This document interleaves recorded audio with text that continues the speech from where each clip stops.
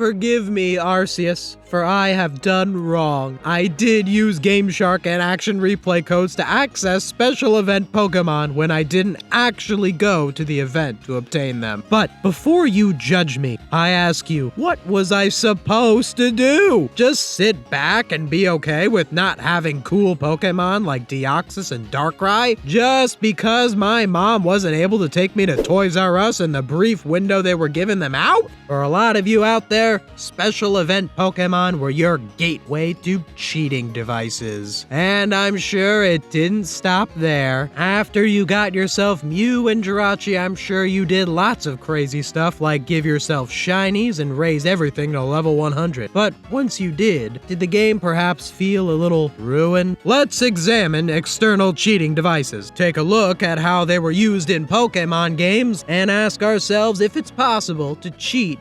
responsibly.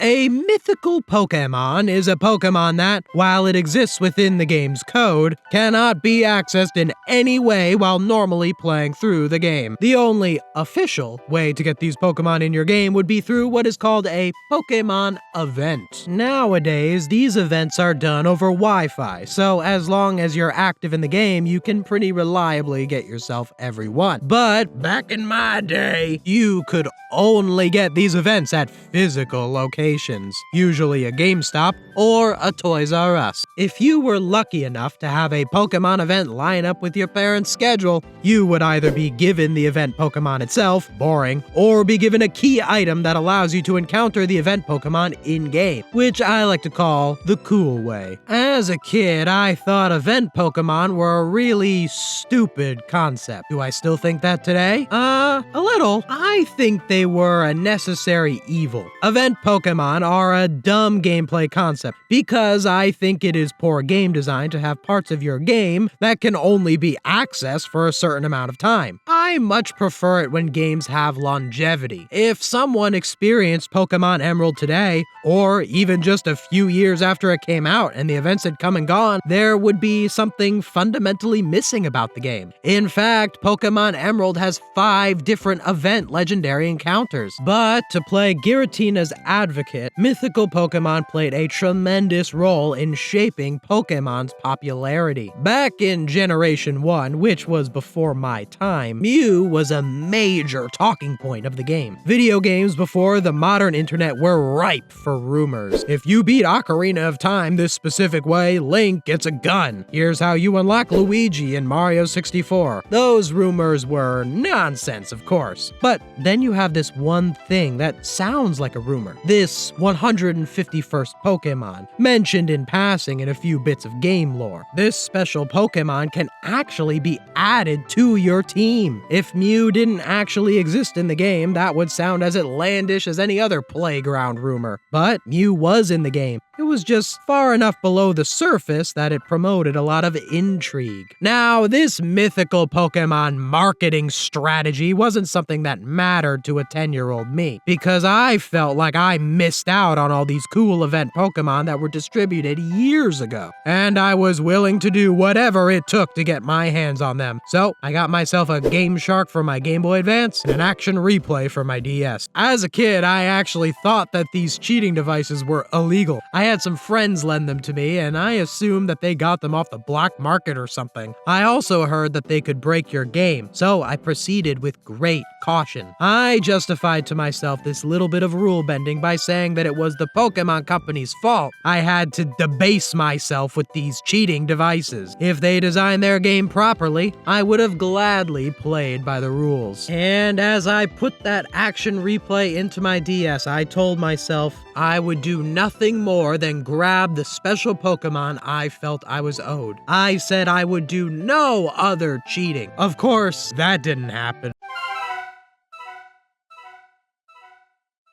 Now that I had the taste of the power that came with my Game Shark and Action Replay, I just couldn't stop. I was hooked. The next cheat code I tried out was walked through walls, and I had just a swell time walking through trees and mountains to go wherever I wanted. But that got old quick. The next cheat code I used was to give myself every TM in the game. I didn't think it was fair that there was only one earthquake TM on the ground, and the amount of BP I needed to get another one was just unreasonable. I wanted everyone on my team to know earthquake, and now I had the power to do so. Then came the rare candies. I thought that grinding up my team at the Elite Four was too repetitive. Now I'm gonna level up in style. Unfortunately, leveling up your Pokémon through rare candies was tedious. Before Gen 5, after you used one rare candy, you would be pushed back to your bag, so you couldn't use a bunch at once. I must have sat for hours of my young life bringing all of my Pokémon up to level 100. And then I noticed that once they got to level 100, I didn't even use them anymore. There wasn't any reason to. It's not like they could get any stronger, but that was okay. Training Pokémon wasn't my favorite part of the game anyway. My favorite part of the game was catching the Pokémon, and that was easy with the Wild Pokémon modifier. No longer would I have to go out of my way to buy those pesky second versions. I could just make any Pokémon I wanted appear in the wild. Actually, I didn't have to go out of my way to get any Pokémon now. Pokéradar, waiting for swarms, exploring the region. Why do any of that nonsense when I could just make whoever I want pop out of any grass patch I so choose? And since I could modify the level too, I could just catch everything at level 100, using one of my 999 Master Balls, of course. Then, once I caught all these Pokemon, I realized I had no reason to use them. They were all level 100. I had a full collection of Pokemon and nothing to do with them. And then came my favorite cheat of them all: make any wild Pokemon shiny. At the time, I had never encountered a shiny. My cousin encountered two. Lucky jerk. Well, I'll show him. I made everything I wanted shiny. A whole team of shinies, a whole box of shinies, a whole game of shinies. And then, one day, I was playing without the shiny cheat on, and I found an authentic shiny. 1 in 8,000 odds. I felt so lucky, so chosen. I caught it with one of the 954 Master Balls I had left.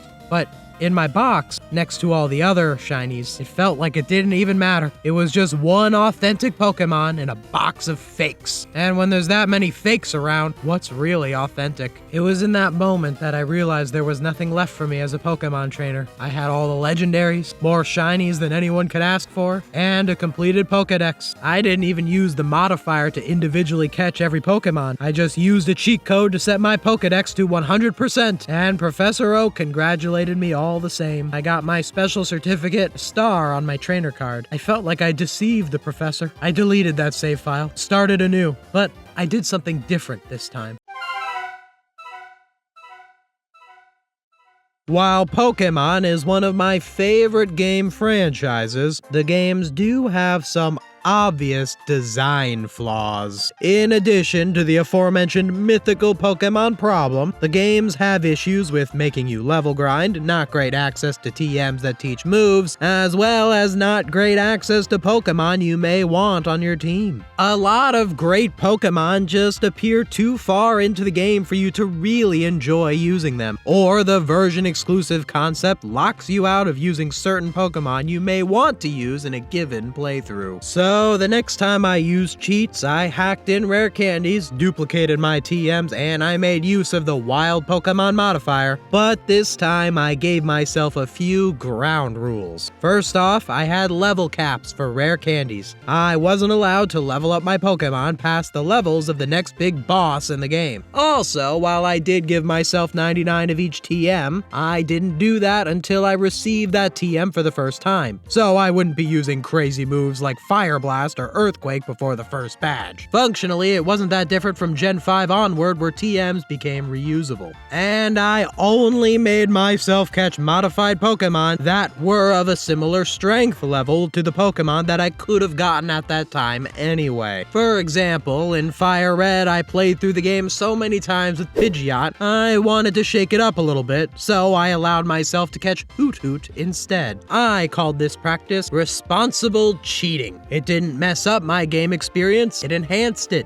And I'll admit, I still gave myself a few shinies here and there. It's just not a power I could give up. But I didn't make every Pokemon shiny. 2 on my team, max, maybe 3. And when it came to Pokeballs, well, no more unlimited Master Balls. But I really like Pokeball variety, so I would give myself some of the cooler Pokeballs like Luxury Balls, or in games that had them, the absurdly rare Apricorn Balls, so that my Pokemon could reside in spheres that I liked more. Nowadays, I even use cheat codes to create cool and unique challenges for myself. For example, I recently used a cheat code to give myself Ultra Balls in Pokemon Emerald's Battle Pyramid, so that I could catch Pokemon that were otherwise uncatchable. With a few self-imposed rules, that cheat code created a brand new challenge. Link in the description to my video on that challenge, by the way. I think that most people who use cheat codes in video games use them in the Pokemon series. It was a game that just kinda lent itself to cheating. Like, what could you really do with cheat codes in a Mario game? Jump forever? Can't take damage? Whoop-de-doo. Pokemon is such a vast and customizable game that using cheat codes gave you as the player a lot more control over your Pokemon adventure. If you weren't careful, this could be too much control, and could really ruin the fun of the game. There's nothing enjoyable about making yourself win every battle or catch every Pokemon without fail. I question why some of these cheats even exist. Like, I get it's possible to alter the code to make yourself have a complete Pokédex, but why would you do that? You know you didn't earn it. Cheat codes are best used in Pokemon to supplement some of the things in the game that just weren't properly implemented, such as the fact that there are some Pokemon that are locked away behind a 20-year-old event from a bankrupt toy store. I think playing around with the code of a game to make your experience better is all well and good. Just make sure to practice responsible cheating. You know who else really could have used a cheating device? Ash Ketchum. Maybe he wouldn't have lost the Pokemon League if he had one. Although he probably wouldn't have learned the lesson he needed to if he had one. If you want to hear more about Ash's journey to the Pokemon League, check out this video from my other channel that covers movies and TV shows right here. And if you're interested in another one of my Pokemon gaming videos, click on this video right here. If you like what I do and want to see me do more of it,